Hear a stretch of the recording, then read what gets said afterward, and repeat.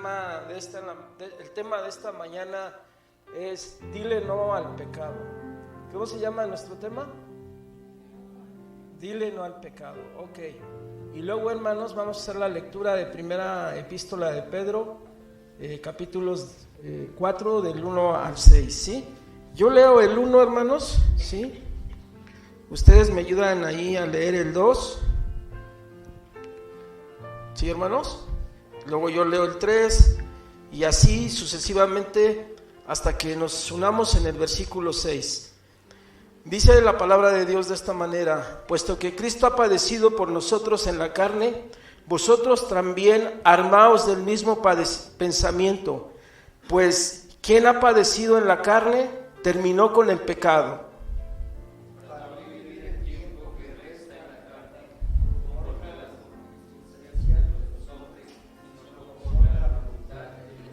Baste ya el tiempo pasado para haber hecho lo que agradaba a los gentiles, andando en lascivias, concupiscencias, embriagueces, orgías, disipación y abominables idolatrías. A estos les parece cosa extraña que vosotros no jugáis con ellos en el mismo desenfreno de destrucción y os sufragan. Pero ellos darán cuentas al que está preparado para juzgar a los vivos y a los muertos, porque por esto también ha sido predicado el evangelio a los muertos, para que sean juzgados en carne, según los hombres, pero vivan en espíritu, según Dios. Acuérdense que ahí teníamos que unirnos, ¿sí se acuerdan? Dijimos que la lectura era hasta el 6, ¿sí recuerdan? Y yo les dije, en el versículo 6 nos unimos todos. Bueno, miren, a manera de recuerdo, sí, de recordatorio, la epístola de Pedro, esta primera epístola de Pedro, fue escrita en el año 64, ¿después de quién? Después de Cristo. ¿Cuál fue el motivo por el cual se escribió la epístola? Por la persecución que se desencadenó en contra de la iglesia del Señor Jesucristo. Por eso se escribe esta epístola. ¿Cuál es otro de los propósitos que tiene la epístola? Tiene el propósito de que la iglesia se mantenga firme. ¿En medio de qué? En medio de la persecución. ¿Quién desató esta persecución? Nerón. Decíamos, Nerón fue un emperador romano que quiso reconstruir, hermanos, la ciudad de Roma. Y lo que se le ocurrió a él fue provocar, ¿qué? Un incendio. Un incendio, hermanos, para poder hacer esta reconstrucción. ¿Y a quién culpa, hermanos, del incendio? A los creyentes, a los cristianos, ¿sí? Él también, hermanos, hace un edicto donde se comienza a perseguir a la iglesia del Señor Jesucristo. ¿Y cuál era el motivo? O sea, la acusación que había de ¿qué? De este incendio. Entonces, la iglesia comienza a ser perseguida de una manera injusta. La iglesia, hermanos, huye de la tierra de ¿qué? De Palestina, de las tierras de Jerusalén, huyen hacia el Asia Menor, ¿sí? Se comienzan a dispersar ahí en el Asia Menor, y es a estas iglesias a las que les escribe ¿quién? A las que les escribe Pedro. Nuevamente, ¿cuál es el propósito? El propósito es que ellos se mantengan firmes en su alabanza, en su adoración ¿a quién? A Dios. Que, hermanos, no cedan ante esta persecución, porque una de las cosas que hacían cuando los detenían, miren, hagan de cuenta que aquí entraban los soldados y nos agarraban, hermanos, alabando a Dios, y lo que pedían que hiciéramos era negar ¿qué? Negar el nombre de Jesucristo. ¿Y cómo se negaba el nombre de Jesucristo? Se le quemaba incienso ¿a quién? Al César, y se proclamaba al César como su Dios. ¿Negando a quién? Negando a Jesucristo. Eso era, hermanos, lo que se tenía que hacer. Entonces, hermanos, muchos de estos creyentes estuvieron dispuestos a padecer el martirio antes de negar su ¿qué? Su fe. ¿En qué año fue escrita esta epístola, hermanos? Aproximadamente en el año 64, ¿después de quién? Después de Jesucristo. Miren, hermanos, es Benjamin Franklin, quien es allá casi para finales del siglo XVIII, hermanos. Benjamin Franklin es por ahí científico, es también político, Y es Benjamin Franklin, hermanos, el que dice, el pecado no es malo porque está prohibido. Dice Benjamin Franklin que está prohibido porque es malo. Parece que es lo mismo, pero no. El pecado no es malo porque está prohibido. Está prohibido porque es ¿qué? Malo. Nuevamente, ese es un pensamiento de Benjamin Franklin. Y yo les decía, hermanos, el tema de esta mañana es, debemos decirle no ¿a quién? Al pecado. ¿Por qué? Número uno, hermanos, nuestro primer punto es, porque Cristo ya pagó el precio, hermanos. ¿El precio de qué?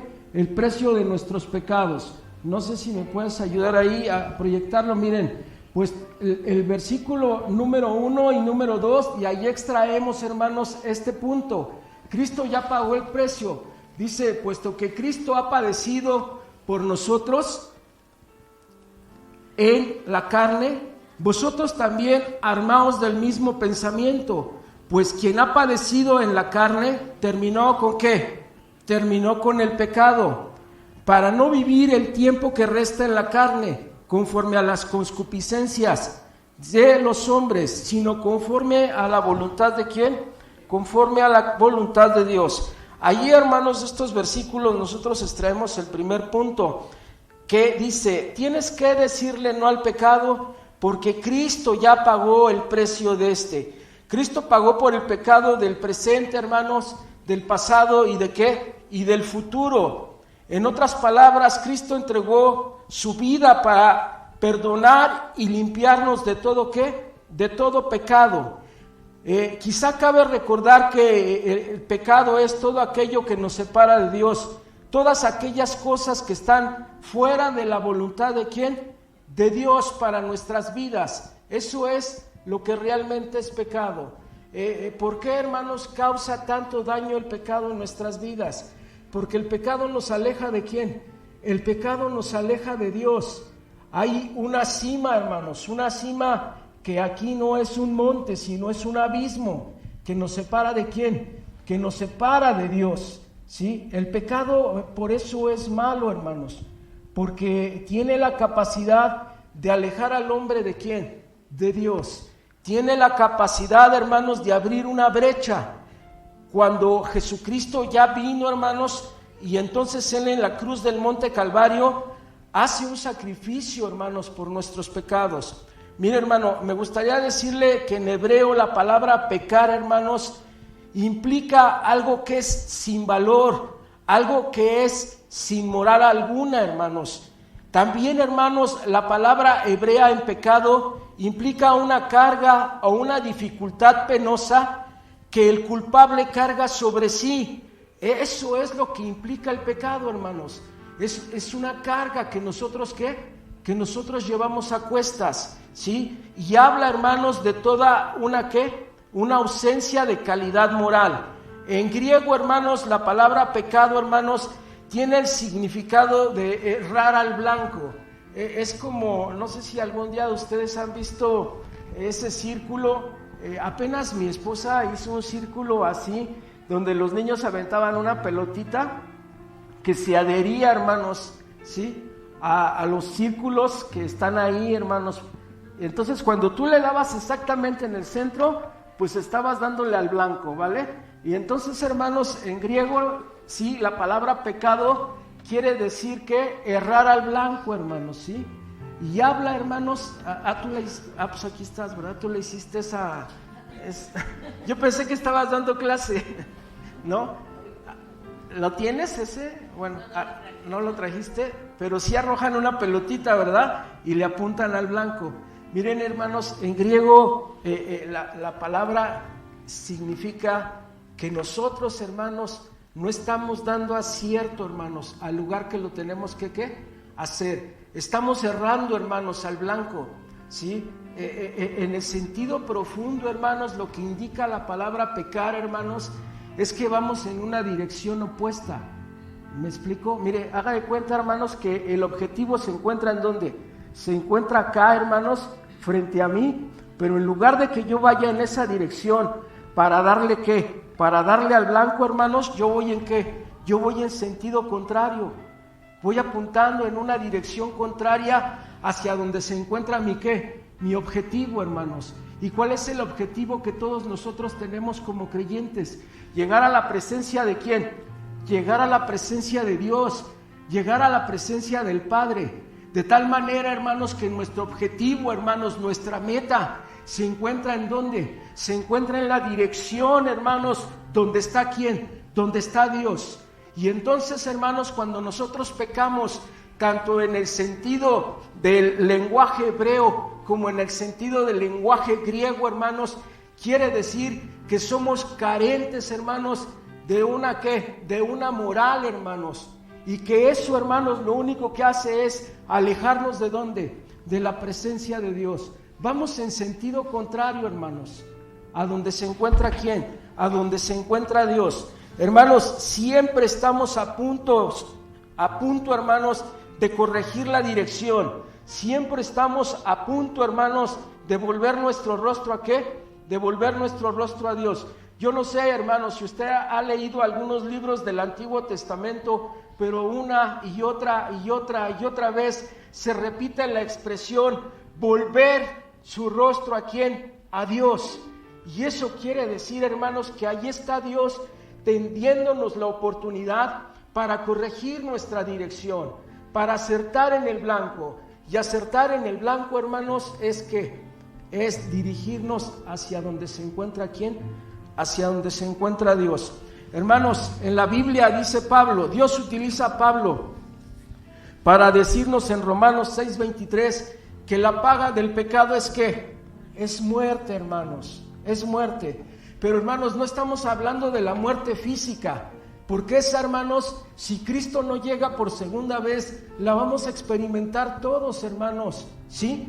Pero si es Jesucristo llegando, hermanos, ¿verdad? Por segunda vez, algunos, hermanos, de esta generación posiblemente no habremos de experimentar la muerte física. Pero aquí, hermanos, no se habla de una muerte física, sino se habla de una muerte ¿qué? Espiritual, hermanos. Esta muerte, hermanos, es la que nos aleja ¿de quién?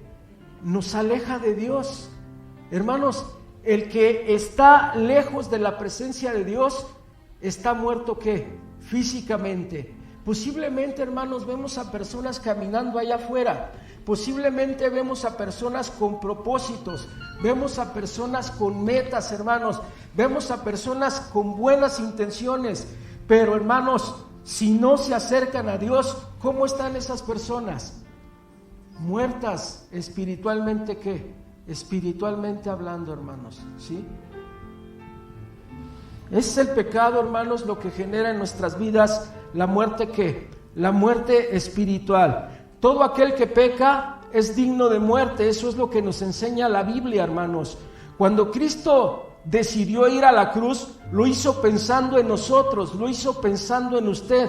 Cristo pagó el precio que nos tocaba pagar a nosotros. Decimos que pagó por el pecado porque el sacrificio de Cristo fue real, hermanos. El sacrificio de Cristo fue en la cárcel. El sufrimiento de Jesús no es un mito ni una leyenda urbana, fue una realidad, fue un evento histórico, así como su nacimiento y su resurrección, mi hermano. Mire, hermano, no solamente, hermanos, aparece el Cristo, hermanos, que se encuentra en nuestra Biblia, que para nosotros los creyentes eso es más que suficiente. Para mí es más que suficiente, hermanos, ir al Evangelio de Mateo, ir al Evangelio de Marcos, ir al Evangelio de Juan, hermanos, ir al Evangelio de Lucas e identificar que Cristo, ¿qué? Que Cristo existió, hermanos. Identificar, hermanos, que Cristo era Hijo de Dios, que Cristo era Dios mismo y que Cristo se hizo carne, hermanos, y que Cristo, hermanos, vino y padeció este sufrimiento por mis pecados. ¿En dónde? En la cruz. No me cuesta trabajo, hermanos, aceptar eso, porque por la fe, hermanos, que Dios nos ha dado, lo creemos cuando lo leemos, cuando lo estudiamos. ¿En dónde? En la Biblia. Con eso, hermanos, yo tengo más que suficiente. Pero debe usted también saber, hermanos, que hay libros históricos, hermanos, de hombres, hermanos, que fueron, hermanos, personas que estudiaron el transcurso de la historia. Y estos hombres, hermanos, escribieron acerca de ¿quién? escribieron acerca de Jesús. Uno, hermanos, de los primeros que lo hizo se llama Flavio Josefo. Flavio Josefo, hermanos, es un historiador judío. Él escribió alrededor del año 93, año 94 después de Jesucristo. Escribe 2 libros muy importantes, hermanos.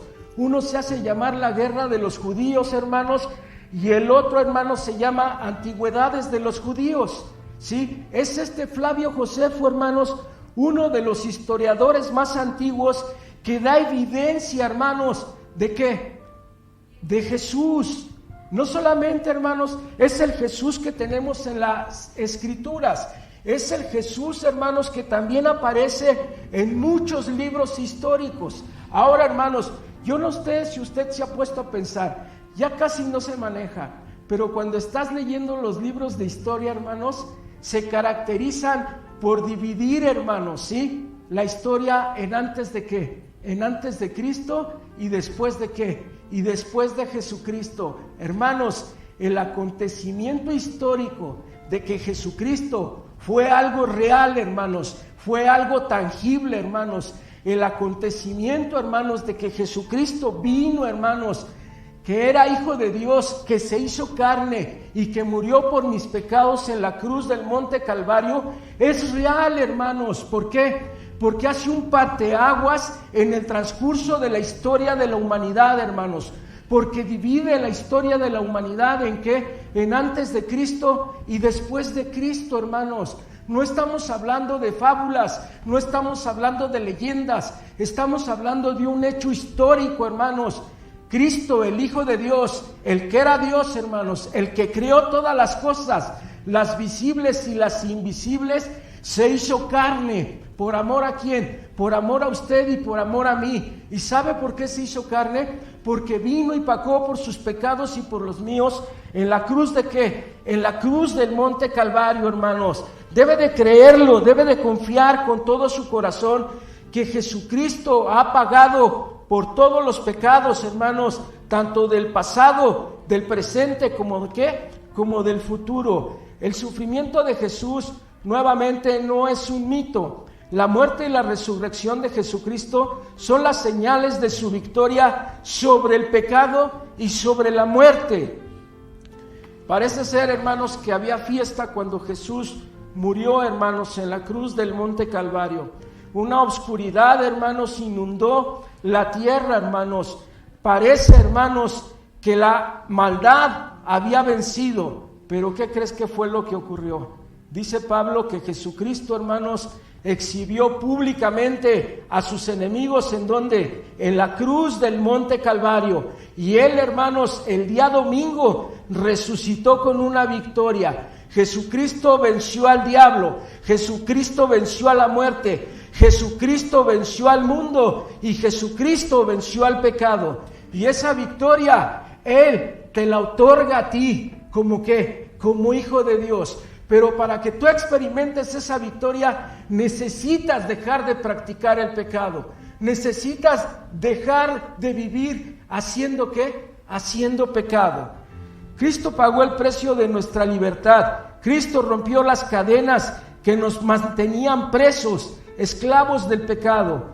Cuando le entregamos nuestra vida a Cristo y hacemos nuestro su sacrificio en la cruz, también hacemos nuestra su victoria al resucitar y estar hoy a la diestra ¿de quién? Del Padre. ¿Dónde está Jesús el día de hoy, hermanos? ¿A dónde? Y es la promesa que nos hace a nosotros, hermanos. No sé si ha entendido el Evangelio, pero el propósito del Evangelio, hermanos, es que nosotros, hermanos, entendamos que así como Jesús está a la diestra del Padre, nosotros también, ¿qué? Vamos a ese lugar, hermanos. Vamos a estar en la presencia de ¿quién? Del Padre. Por este sacrificio que hizo ¿quién? Jesús en la cruz del Monte Calvario, hermanos. Esa victoria Él se la quiere dar a usted y Él me la quiere dar a mí. Y debemos de evitar, hermanos, practicar ¿qué? El pecado. Hermano, podemos decirle no al pecado porque Cristo nos ¿qué? Nos capacita para vivir en ¿qué? Para vivir en santidad. Mire, hermano, de la única manera que usted le habrá de decir no al pecado es cuando usted tenga una relación íntima, es cuando usted tenga una relación estrecha ¿con quién? Con Cristo Jesús. Es, hermano mío, cuando la mente de Cristo se empiece a reproducir ¿en dónde? En la suya, hermanos. Es cuando sus palabras, hermanos, ya no sean sus palabras. Es cuando sus pensamientos ya no sean sus pensamientos, hermanos. Es cuando usted pueda decir, mas ya no vivo yo, mas Cristo ¿qué? Vive en mí, hermanos. Es cuando usted va a tener la capacidad de decirle ¿qué? De decirle no al pecado, hermanos. Por eso, hermanos, es importante leer la Biblia. Por eso es importante memorizar la palabra de Dios. Yo no sé si usted ya se aprendió 2 Corintios 5:17. ¿Alguien se lo sabe de memoria? 2 Corintios 5:17. ¿No? ¿Cómo dice, hermano Rodrigo? De modo que si alguno está en Cristo, las cosas viejas. A ver, parejo, que se oiga, pero bien fuerte. A ver, nuevamente, 1, 2, 3. De modo que si alguno está en Cristo, nueva criatura es. Las cosas viejas pasaron, he aquí Todas son hechas nuevas. ¿Cómo es, hermanos, que vamos a poder evitar el pecado? ¿Estando en quién? Estando en Cristo. ¿Cuándo estamos en Cristo? ¿Cuándo un hermano, cuándo una persona está en Cristo? Cuando lee la Biblia, cuando está en un estudio, cuando está en oración, cuando está junto con la iglesia, cuando se congrega a alabar a Dios, cuando se congrega a escuchar ¿qué? A escuchar la palabra de Dios. Es cuando una persona se encuentra en ¿qué? En Cristo. Es cuando un hermano se encuentra en ¿qué? Se encuentra en Cristo. Y allí está la promesa de parte de Dios a través de su palabra. De modo que si alguno está en Cristo, nueva criatura es. La persona antigua, la persona vieja, ha quedado atrás. He aquí, es hecha una nueva ¿qué? Es hecha una nueva persona. Ese es el propósito de Dios para nuestras vidas, hermanos. Que dejemos de ¿qué? Que dejemos de pecar. Porque nuevamente el pecado nos aleja ¿de quién? De la presencia de Dios. Pedro nos dice, hermanos, que debemos armarnos pues del mismo pensamiento que Cristo. Las armas sirven ¿para qué? Para pelear. Nuestras luchas, hermanos, no son humanas o carnales, son mayormente ¿qué? Espirituales. Y es por lo tanto, hermanos, que Dios ha equipado a su iglesia también con un arsenal de armas espirituales. ¿Alguien conoce algunas de estas armas espirituales? La oración. ¿Cuáles otras? A ver, hermanos, no los voy a regañar, pueden participar. ¿Qué? Ok, leer la Biblia, asistir a la congregación, memorizar la Biblia. Sí. ¿Alguien se acuerda, hermanos, de todas las armas que Dios nos ha dado? Lean Efesios capítulo 6. ¿Sí recuerdan, hermanos? Dicen que tienen a Pablo preso, hermanos, lo tienen preso. Y hay unos guardias, hermanos, que lo están custodiando. Y estos guardias, hermanos, se relevaban. Y es, hermanos, cuando están custodiando a Pablo, hermanos, que Pablo escribe la epístola ¿qué? A la iglesia de Éfeso. Y es, hermanos, que Pablo está observando estos guardias y se da cuenta de ¿qué? De la armadura que ellos traen puesta, hermanos. Y es ahí, hermanos, cuando en Efesios 6 Pablo nos habla y nos dice a nosotros los creyentes que tenemos una armadura que Dios nos ha dado. Y esa armadura, hermanos, es para resistir las acechanzas, es para resistir ¿qué? Los ataques ¿de quién? Del diablo, hermanos. Y primero, hermanos, habla de ¿qué? ¿De qué? Del escudo ¿de qué? Habla del escudo de la fe, habla del yelmo de la salvación, habla del cinturón ¿de qué? De la verdad, habla, hermanos, del apresto del calzado ¿de qué? Del calzado del evangelio, hermanos, ¿sí? Habla, hermanos, de la espada con doble ¿qué? Con doble filo, que es la palabra ¿de quién? que es la palabra de Dios. Hermanos, tenemos todo un arsenal de armas espirituales para que nosotros podamos hacer guerra, para que nosotros podamos hacer una defensa, hermanos, de lo que nosotros, hermanos, hemos decidido creer, hemos decidido ejercer nuestra fe. No estamos con las manos atadas, ni estamos con las manos vacías.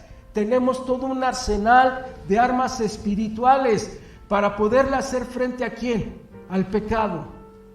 Pero es solamente en las fuerzas ¿de quién? De Dios, que nosotros vamos a poder vamos a poder vencer. Si vamos en nuestras capacidades o si vamos en nuestras fortalezas, esta lucha está perdida, hermanos.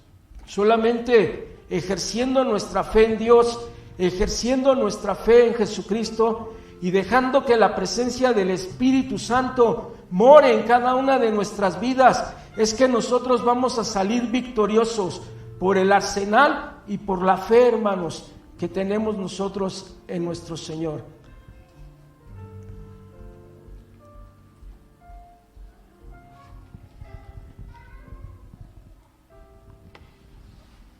Para mantenernos lejos del pecado, hermanos, necesitamos mantenernos cerca de Jesucristo. Y para eso, hermanos, necesitamos estudiar la palabra de Dios. Necesitamos dedicarle tiempo a la oración. Necesitamos también servir a Dios.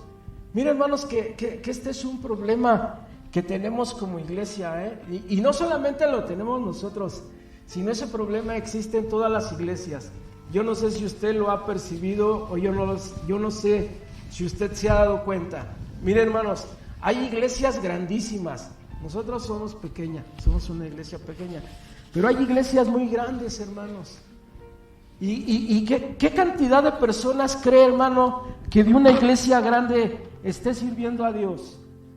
¿Qué cantidad de personas cree usted que de una iglesia grande sirva a Dios?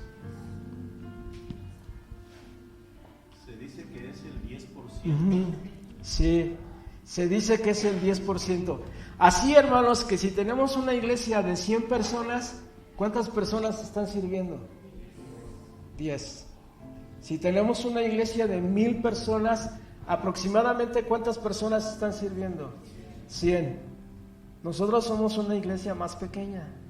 ¿Cuántas personas creen que estén sirviendo aquí? Dice una.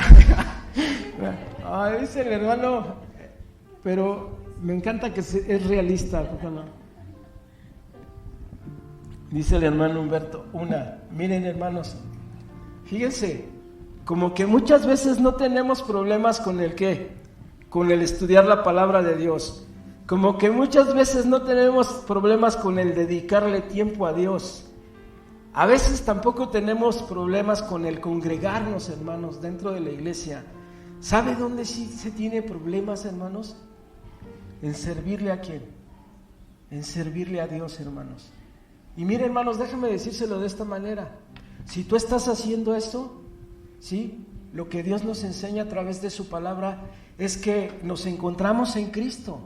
Y si nos encontramos en Cristo, hermanos, Dios nos asegura a través de su palabra que vamos a obtener una victoria ¿sobre qué? Sobre el pecado.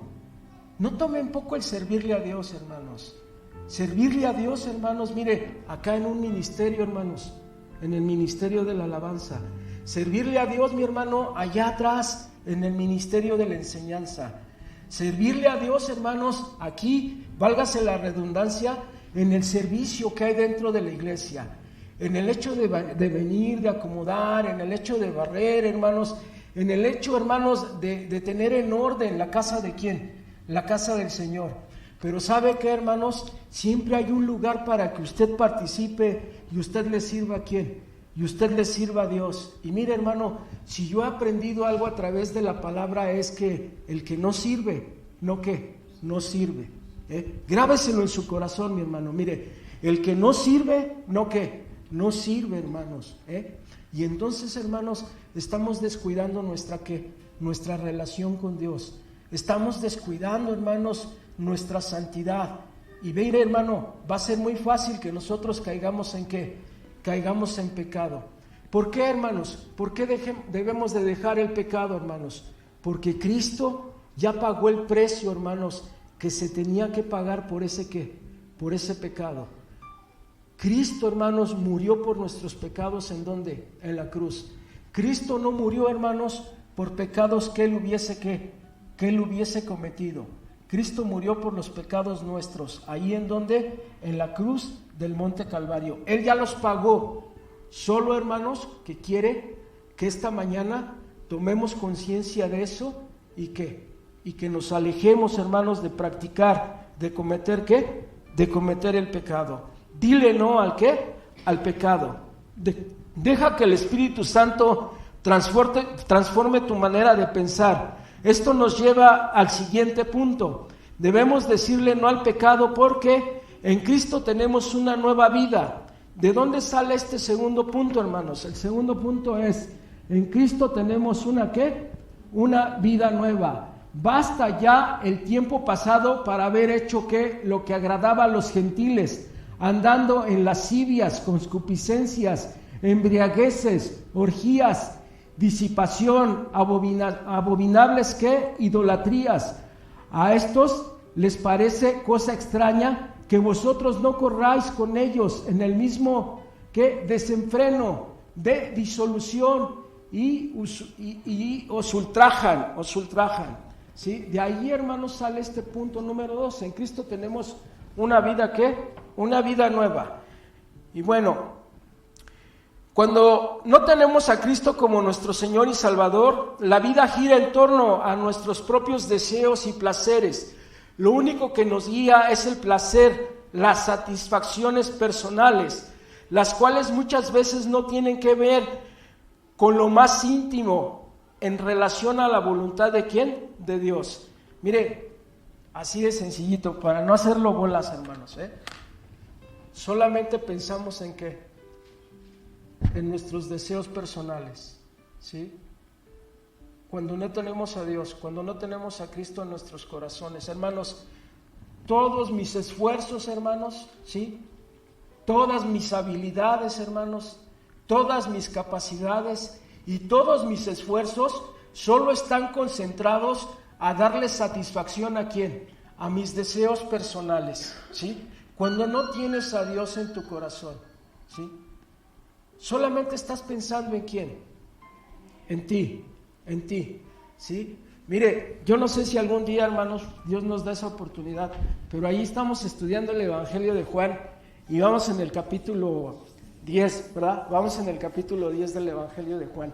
Yo quisiera que Dios nos diera esa bendición de poder terminar el Evangelio de Juan.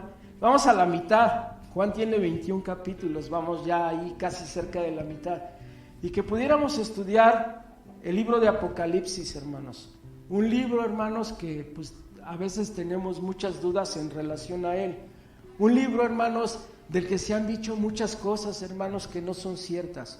Un libro, hermanos, que tiene un lenguaje, hermanos, simbólico, y que el lenguaje simbólico se encuentra en el Antiguo Testamento. Y que si no estudias el Antiguo Testamento, no vas a poder entender que el Apocalipsis. Pero mire, hermanos, así, hermanos, en general, el Apocalipsis nos habla acerca de que hay dos marcas, hermanos. Y una marca se conoce como la marca de Satanás, como la marca de la bestia. Y no es el 6666, no, hermano, no le voy a hablar de eso ahorita, ¿no? No le voy a tocar el lenguaje simbólico. Solamente le voy a decir, hermano, que la marca de Satanás es el egoísmo. La marca de Satanás es el pensar solo para sí ¿qué? Para sí mismo. La marca de Satanás es el ver solo por sus ¿qué? Por sus propios intereses. De eso es de lo que habla Apocalipsis, hermanos. De esa es de la marca que Apocalipsis nos habla, que tiene ¿quién? Que tiene el maldito diablo, hermano. Yo le digo maldito, hermanos, porque ya lo maldijo ¿quién? Porque ya lo maldijo Dios, no porque yo lo esté maldiciendo. Pero la marca del maldito diablo, hermanos, es el egoísmo, hermanos. Es el personalismo, hermanos, ¿sí? Hermanos, en la marca de Satanás se caracteriza por eso. Y yo no sé si usted se ha dado cuenta, hermanos, que el mundo entero, hermanos, está lleno de eso. ¿No lo ha notado? Mire, hermanos, el que tiene mucho dinero, cada día quiere ¿qué? Cada día quiere más. Hermanos, hay tantos y tantos nombres de personas que no estamos hablando de que tienen millones de dólares, tienen miles de millones de ¿qué? De millones de dólares. ¿Y quieren qué? Y quieren más, y quieren más. Y en lugar, hermanos, de ayudar, hermanos, en lugar, hermanos, de bendecir a las personas, así como ellos han sido bendecidos, ¿en qué es lo único que piensan? En seguir ¿qué? En seguir teniendo, en seguir acumulando, hermanos, en seguir siendo ¿qué? En seguir siendo egoístas. ¿Sabe por qué? Porque esa es la marca de Satanás. Esa es la marca del maldito diablo. ¿Y sabe cuál es la marca de Dios en la Biblia, hermanos? El que antepone los intereses de los demás sobre los suyos. Fíjese bien, hermanos, ¿cuál es la marca de Dios? La marca de Dios es que Dios está anteponiendo nuestros intereses ¿a quién? A los suyos. ¿A quién ofreció Dios en la cruz? A su Hijo. Estuvieron nuestros intereses por delante de quién? De los intereses del Padre. ¿De los intereses de quién? Del Hijo. ¿Se acuerda usted de esa oración de Jesús allí en Getsemaní? ¿Sí? Cuando le dijo: Padre, si tú puedes hacer que pase de mí este ¿qué? Este cáliz, esta copa, haz que pase, pero que no sé qué, pero que no se haga mi voluntad sino la ¿qué? Sino la tuya. Cristo expresó sus intereses personales.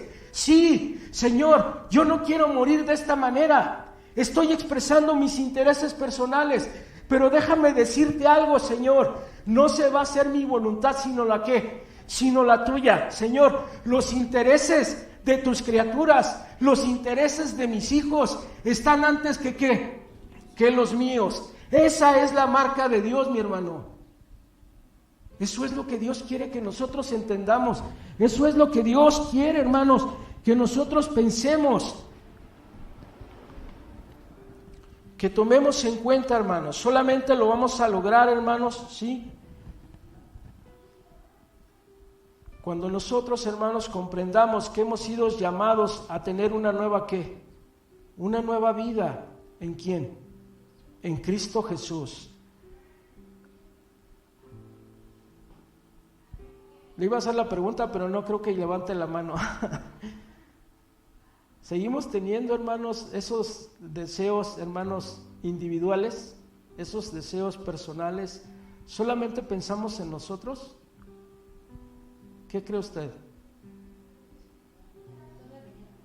Sí. Yo creo que por eso hace falta gente que sirva dentro de la iglesia, ¿no? Porque solamente estamos pensando en servirnos a quienes, a nosotros mismos. Hace falta gente que entienda que ha sido llamado a ser ¿qué? Siervo, que ha sido llamado a ¿qué? A servir, que ha sido llamado a una nueva ¿qué? A una nueva vida. Lo único que guía a algunas personas es el placer, es la satisfacción personal, los cuales muchas veces no tienen que ver en lo más mínimo con la voluntad de Dios. Cuando conocemos personalmente a Cristo y empezamos a conocer de una nueva oportunidad, ¿sí? ¿Esto qué? Nos da una nueva vida. Pedro nos recuerda que la vida en el pasado sin Cristo ha quedado atrás. No podemos seguir viviendo como lo hacíamos antes de conocer a ¿quién? De conocer a Jesucristo. Hay muchos de nosotros que quizá en el pasado hicimos cosas que ahora como hijos de Dios nos avergüenzan, pero eso ha quedado atrás. No podemos cambiar el pasado, pero sí podemos caminar al presente, cuidando ¿qué? Cuidando el futuro, ¿sí? Yo no sé si haya cosas, hermanos, que usted practicó en el pasado que al recordarlas le dé pena, pero ¿sabe qué nos enseña Dios en su palabra? Jesús en su evangelio, hermanos, que lo que se quedó en el pasado ya no ¿qué? Ya no lo tiene Él en cuenta, ¿sí? Hay un salmo, hermanos, que dice que Él ha arrojado nuestros pecados a lo más profundo ¿de qué? Del mar, y que Él no tiene ¿qué? Memoria de ellos. Me encanta, hermanos, que un maestro que yo tuve en el seminario decía que se encargó también de poner un letrero que decía prohibido pescar, ¿sí? No sé si le entiende. ¿A dónde están nuestros pecados? En el fondo del mar. Y dice que ese letrero, hermanos, sí, se lo puso Dios al diablo. Y que ese letrero le dice al diablo, prohibido ¿qué? Pescar. Porque en nuestros pecados, hermanos, el Señor ya no tiene memoria de quién, de ellos. De tal manera que cuando algo viene y te los recuerda, esa es una acechanza ¿qué? Espiritual. Ese es un ataque espiritual. Y lo que tú tienes que hacer en ese momento es echar mano de una de las armas que tenemos, que es la ¿qué? La oración. Ora, busca a Dios en oración, cuando tú tengas ese tipo de recuerdos. Pero hermanos, ¿hacia dónde nosotros tenemos que ver? Nosotros tenemos que vivir el presente y debemos de cuidar ¿qué? Nuestro futuro, porque nuestro futuro, hermanos, se encuentra ¿en dónde? En la presencia de Dios. Nuestro pasado no puede seguir determinando nuestro presente. Deja de mirar atrás, ni como lamento ni como anhelo. Simplemente déjalo atrás. Disfruta tu nueva vida en Cristo. En el cristiano verdadero, el pecado es una carga que lo aflige y nunca un placer que lo deleita. Mira, hermanos, si por alguna otra ocasión nosotros llegamos a practicar el pecado, ¿qué debe de generar el pecado en nuestras vidas? Una carga, hermanos. Debe de generar un lamento, hermanos. Debe de generar la necesidad de buscar a Dios y de confesar nuestro ¿qué? Nuestro pecado y de restaurar nuestra relación ¿con quién? Con Dios. ¿Qué dice Primera de Juan 1:9, hermanos? ¿Sí se acuerda qué dice Primera de Juan 1:9? ¿Sí? Mire, Primera de Juan 1:9 dice que si confesamos nuestros pecados, Él es fiel y justo para perdonar nuestros pecados y ¿qué? Y limpiarnos de toda maldad. ¿Qué dice Isaías 1:18? ¿Sí lo tiene por ahí? Alguien que lo tenga. Isaías 1:18. Venid luego, ¿y qué?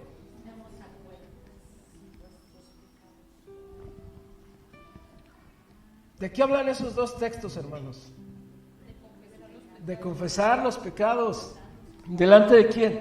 Delante de Dios. Miren, el pecado no es para que te estés lamentando por él. Sí, ya la regamos, hermano. Mire, déjeme decírselo así de esa manera. Ya regaste el tepache.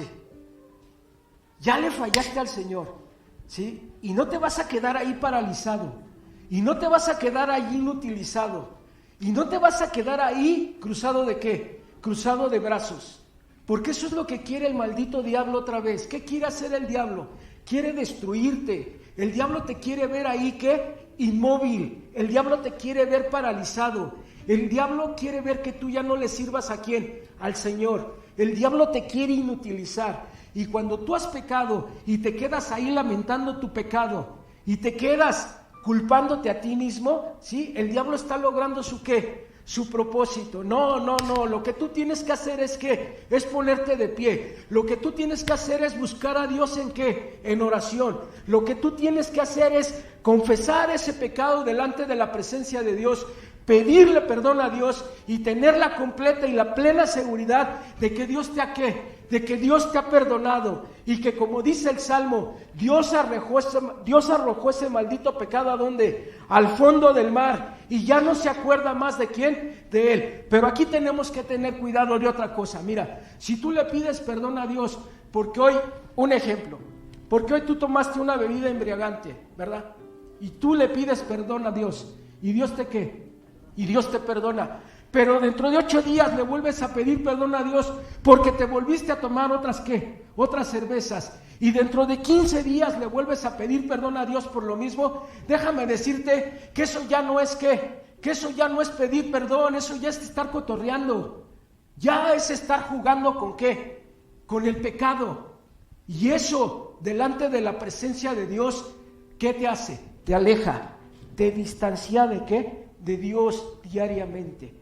¿Sí? No hay una restauración, ¿sí? No hay un arrepentimiento genuino. A lo mejor hay remordimiento, pero no hay lo que se conoce como ¿qué? Como arrepentimiento. Cuando hay un arrepentimiento genuino, por eso la palabra arrepentimiento en griego, hermanos, es la palabra metonimía, y metonimía quiere decir cambio de mente. Yo he cambiado de manera de pensar cuando me arrepiento. Si yo sé que al beber estas bebidas embriagantes estoy ofendiendo la santidad de Dios, si yo he entendido que Efesios 5:18 dice, no os embriaguéis con vino, en lo cual hay disolución, antes bien, sed llenos del Espíritu Santo. Yo ya lo entendí, yo ya lo bajé de este cerebro a mi corazón y sé que no es la voluntad de Dios que yo tome bebidas embriagantes. ¿Lo dejo de qué? Lo dejo de hacer, lo dejo de practicar de una vez y para qué y para siempre. Si yo sigo cometiendo un pecado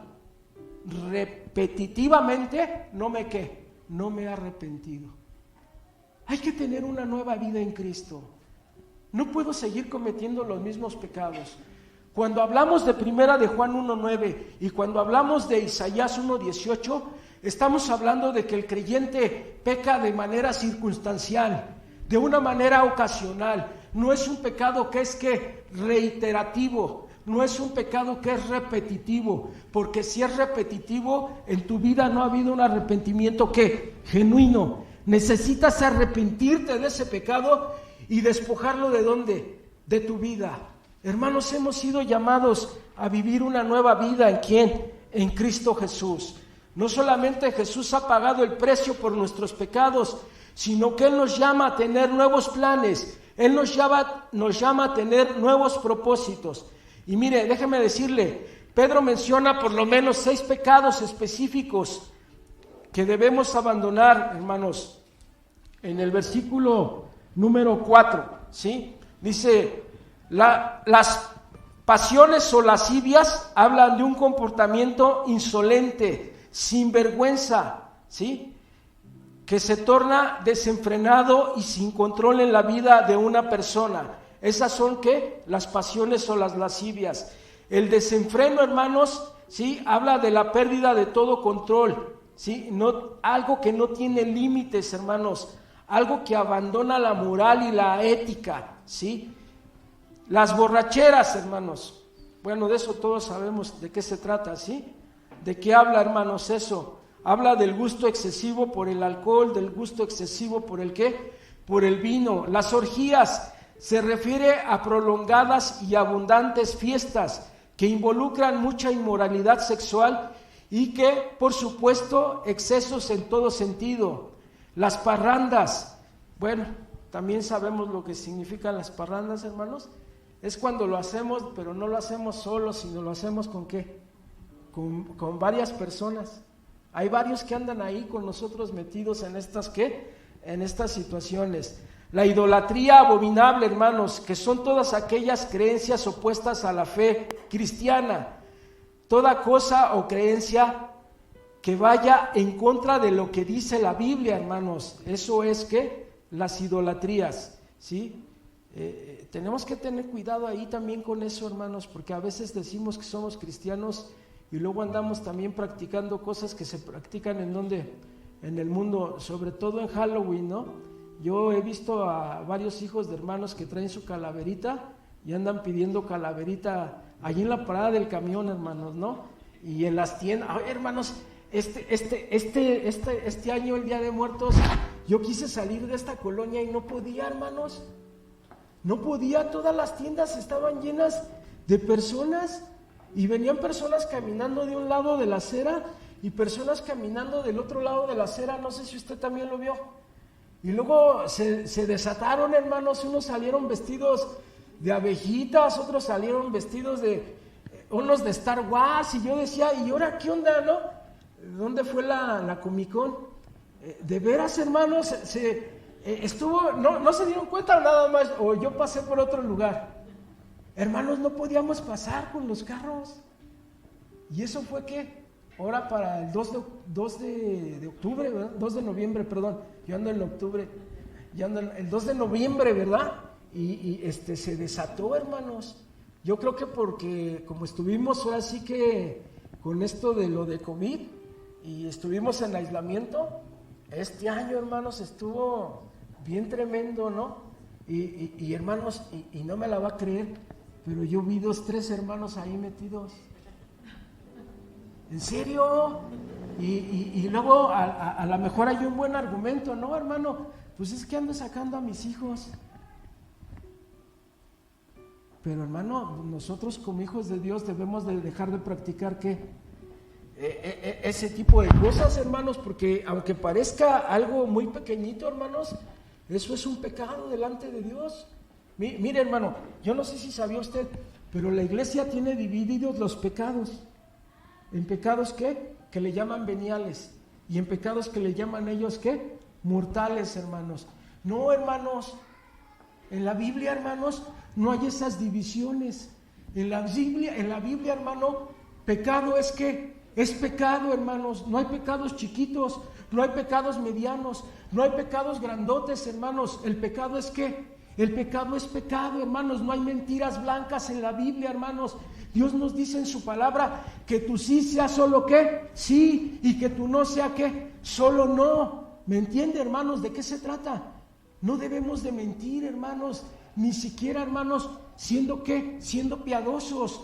Siempre tenemos que hablar nosotros con la verdad. Si estamos mintiendo, hermanos, estamos pecando. Otra vez, hermanos, hemos sido llamados a vivir una nueva vida. Hemos sido llamados, hermanos, a dejar el pecado ¿a dónde? Atrás.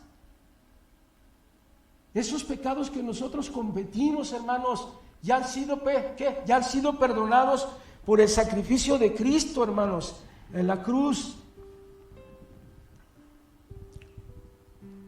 Mire, hermanos, déjenme decírselo así. Recuerde que conocer la verdad no es lo mismo que practicarla. Conocer la verdad no es lo mismo que practicarla. Le voy a platicar un poquito de un testimonio.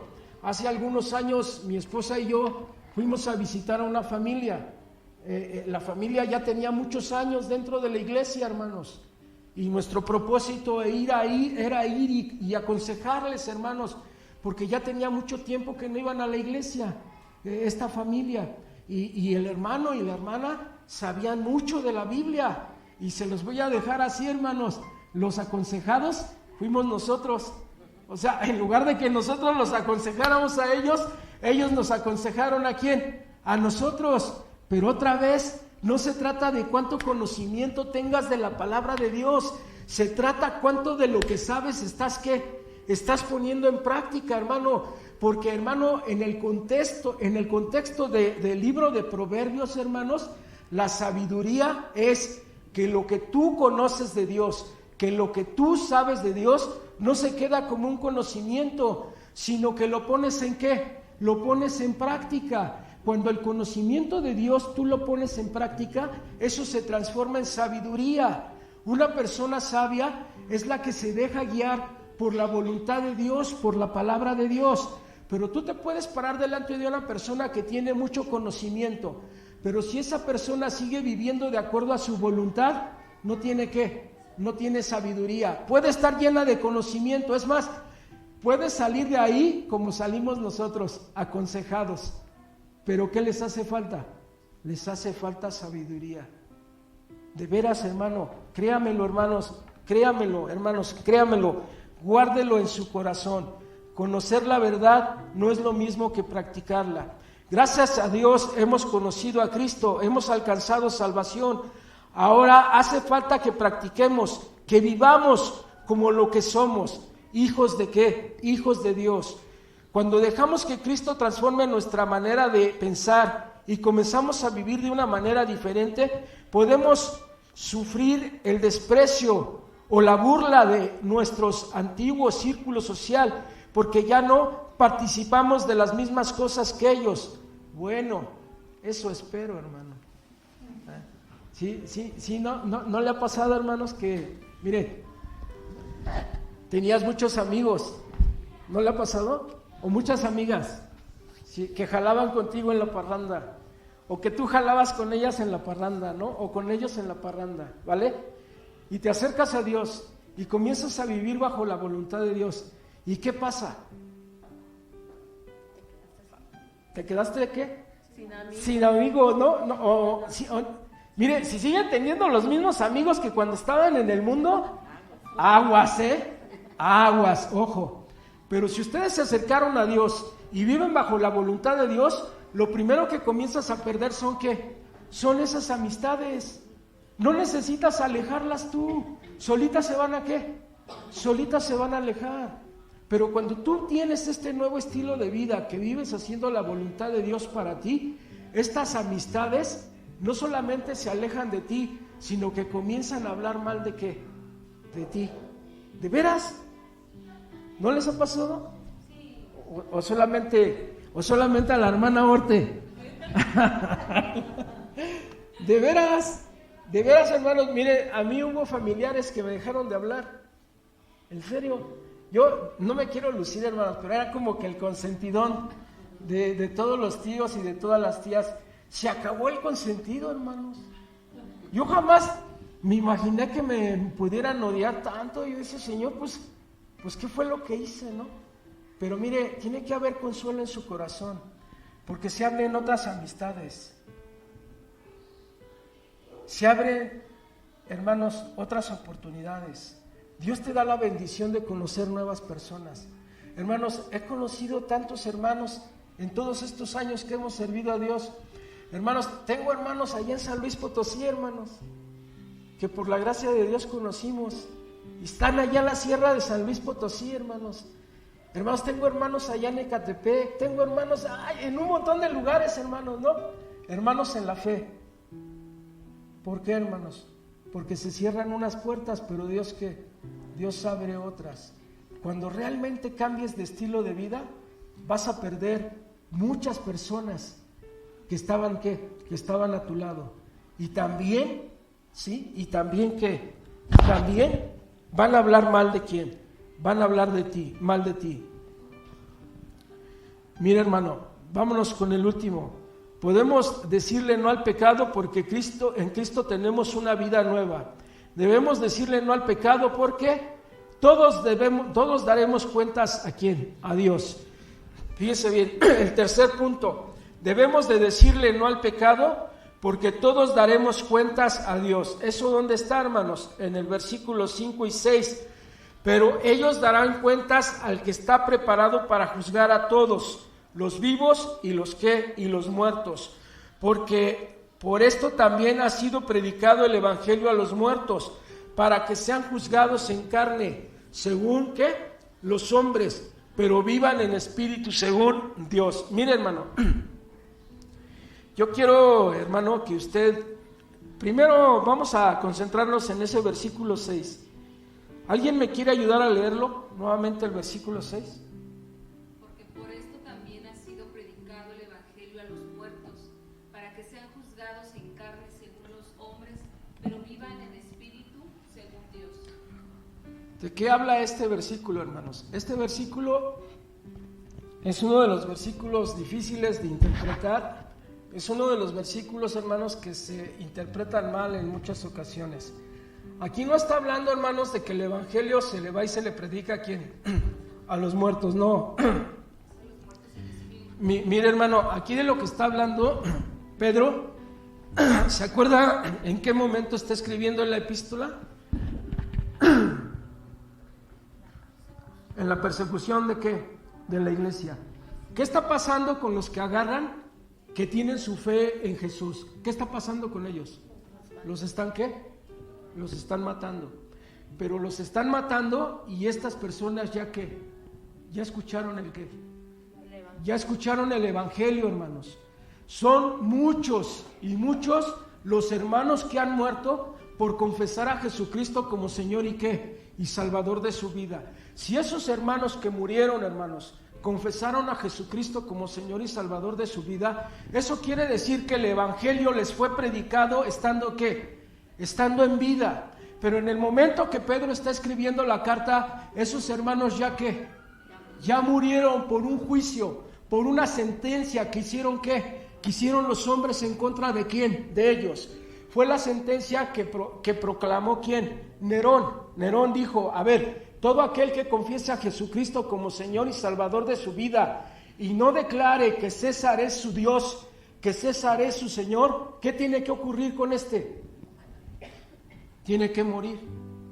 Y entonces, ¿de qué habla el versículo 6?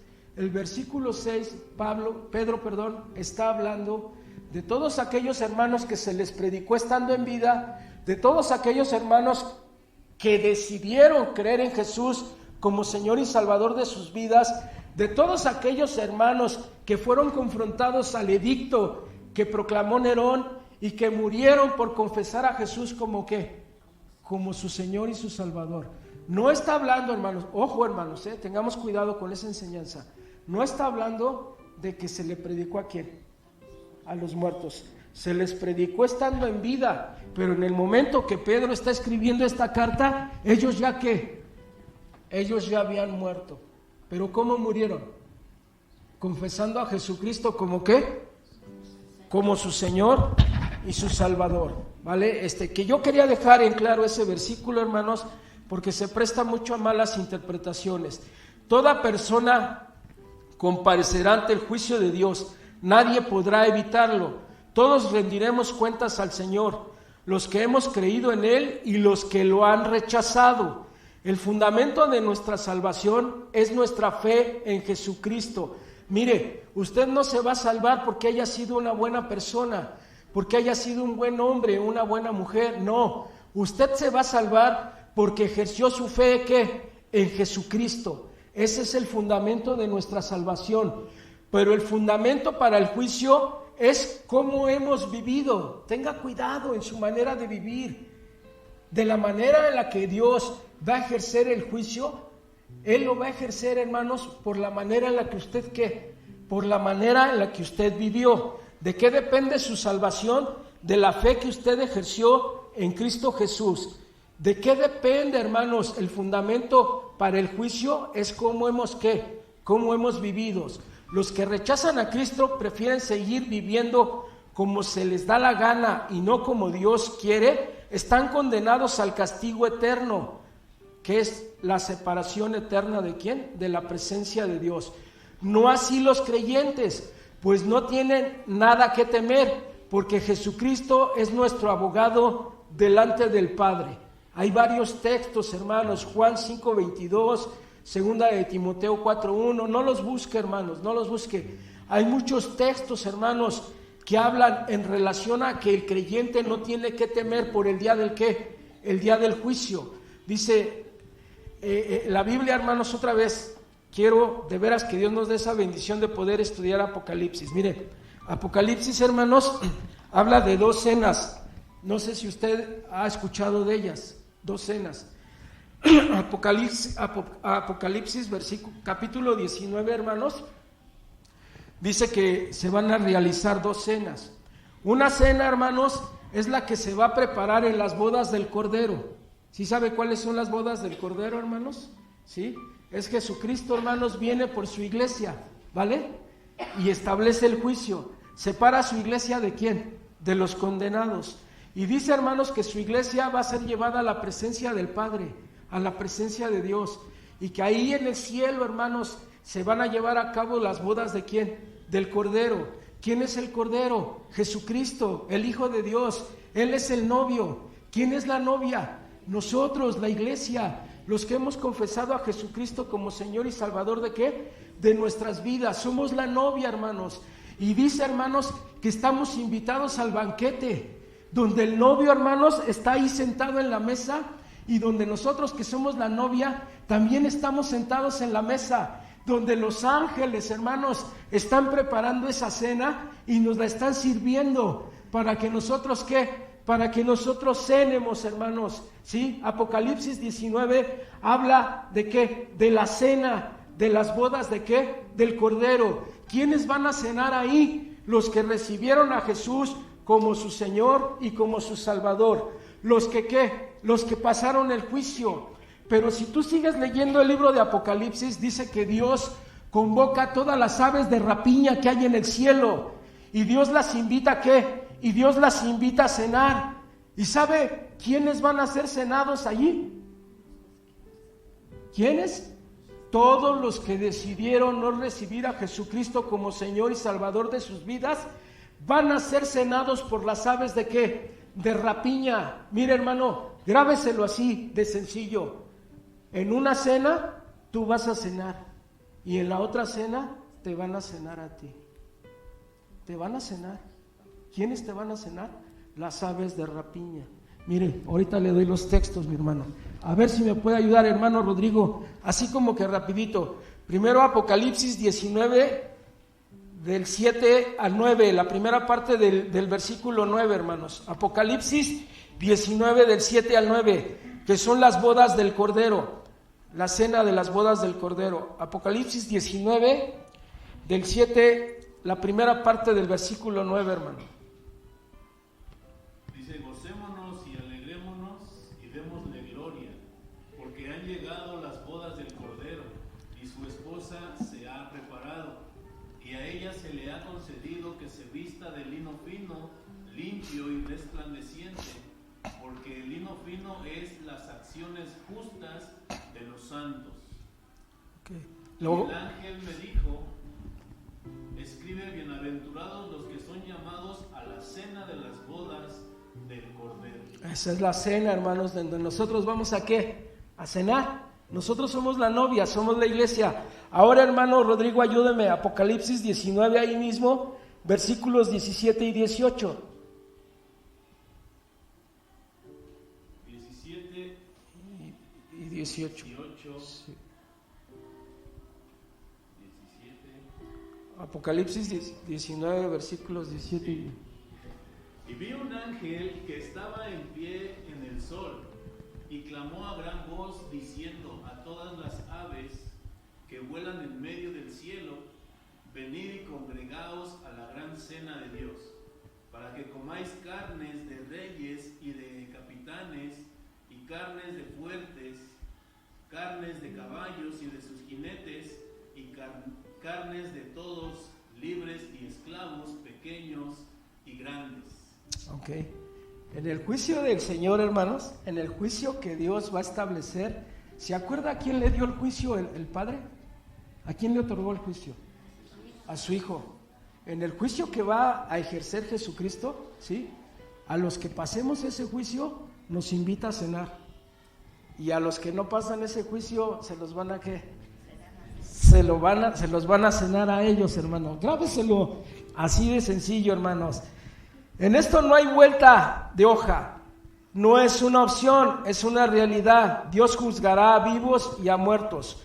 Por eso es tan importante que nos alejemos del pecado, que guardemos un buen testimonio, porque mucha gente le da poco valor a esto. Se preocupa tan solo por disfrutar el presente, olvidándose que nuestros pecados y malas decisiones también tendrán consecuencias en la eternidad. Mire, hermano, lo que usted decida hacer aquí, estando en vida, va a tener consecuencias ¿en dónde? En la eternidad. Ojo, ¿a quién le vamos a rendir cuentas de nuestro comportamiento y estilo de vida? No es a mis padres, ni al pastor, ni tampoco a la iglesia. Es a Dios a quien le habremos de dar cuenta. Estaremos frente a Dios cara a cara, para que quienes hayan rechazado vivan. ¿Qué? Estaremos frente a Dios cara a cara para quienes hayan rechazado vivir para Cristo. Este será un día terrible, y para quienes tenemos a Cristo como nuestro Señor y Salvador, será un día de gozo y de victoria. ¿Sí sabe qué dice el versículo de Daniel 12:2, hermano? ¿Sí? ¿Sí se sabe Daniel 12:2? ¿No? Y muchos de los que duermen en el polvo serán ¿qué? Despertados. Hermano Rodrigo, ayúdeme otra vez con ese texto, por favor. Daniel 12:2.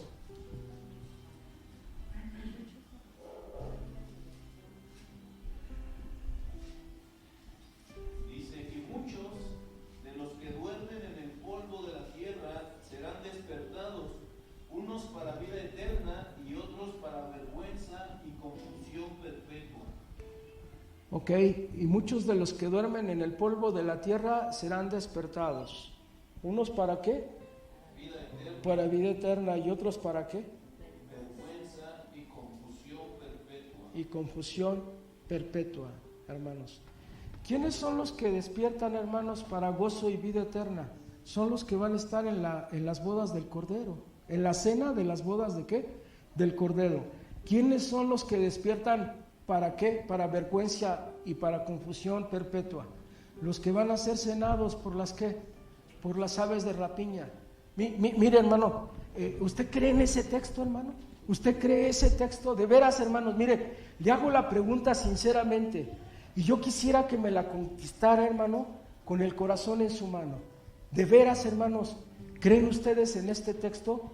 Y muchos de los que duermen en el polvo de la tierra serán despertados. ¿Unos para qué? Para vergüenza y para confusión, ¿qué? Perpetua. ¿Y otros para qué? Para vida eterna. ¿Usted cree en ese texto, hermano? ¿Seguro? Bien, hermanos, entonces, ¿por qué en algunas ocasiones seguimos practicando el pecado? Esa es mi pregunta. ¿Por qué seguimos pecando, hermanos? ¿Por qué seguimos teniendo problemas con el chisme? ¿Por qué seguimos teniendo problemas, hermanos, con la mentira, con el engaño? ¿Por qué seguimos teniendo problemas, algunos, hermanos, con los vicios? Algunos con la droga, hermanos. Algunos con el alcohol, hermanos. Algunos con el cigarro. ¿Por qué sigue habiendo personas que pecan, hermanos? ¿Por qué? ¿Sí creen en su corazón en ese texto? ¿Sí creen en su corazón en el mensaje del Evangelio?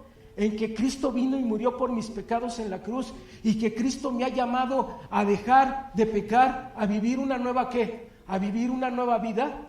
¿Por qué, hermanos? ¿Por qué seguimos pecando si creemos en eso? Déjenme decírselo de esta manera, hermanos. No estamos creyendo, hermanos. No estamos creyendo, hermanos, en que el Hijo de Dios vino a este mundo y se hizo ¿qué? Y se hizo carne. Cuando tú sigues pecando, estás negando esa doctrina, estás negando esa enseñanza. Cuando tú sigues pecando, estás negando que Jesucristo fue a la cruz. Y estás negando no solamente que Jesucristo fue a la cruz, sino que Jesucristo fue a la cruz y murió por tus pecados allí. Si tú sigues practicando pecados, estás negando la fe. Si tú sigues practicando pecados, todo el sistema de doctrinas que se encuentra tanto en el Antiguo Testamento como en el Nuevo Testamento, lo estás negando, mi hermano. Tienes que ponerte a pensar en eso, en que estás fallando y no le estás fallando a la iglesia y no le estás fallando al pastor, como lo decíamos hace un rato. ¿Le estás fallando a quién? Le estás fallando a Dios. Y hermano, si tú no te paras delante de Dios y lo ves como tu Señor, como tu Salvador, lo vas a ver como ¿qué? Lo vas a ver como tu juez, como el que te sentencia, como el que te envía directamente ¿a dónde? Al infierno. No hay otro camino, no hay otro lugar, hermanos. O hay cielo o hay ¿qué? O hay infierno. O hay bodas del Cordero, hermanos, donde nosotros vamos a cenar. O hay ¿qué? Las cenas de las aves de ¿qué? De rapiña, donde nosotros habremos de ser ¿qué? Cenado. ¿Sí entiende, hermano, por qué es tan importante dejar de pecar? ¿Sí entiende de la importancia que tiene, hermanos, que nosotros abandonemos ese estilo de vida? ¿Sí lo entiende? Yo de veras lo deseo con todo mi corazón.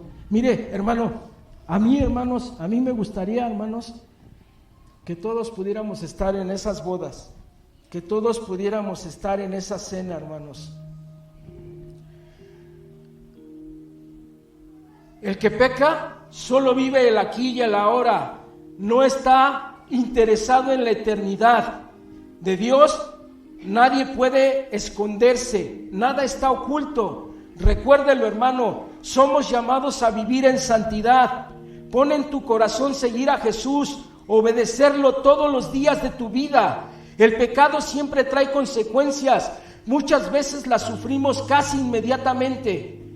Tengamos en cuenta que vivir sin Cristo, siendo esclavos del pecado, también tendrá consecuencias eternas.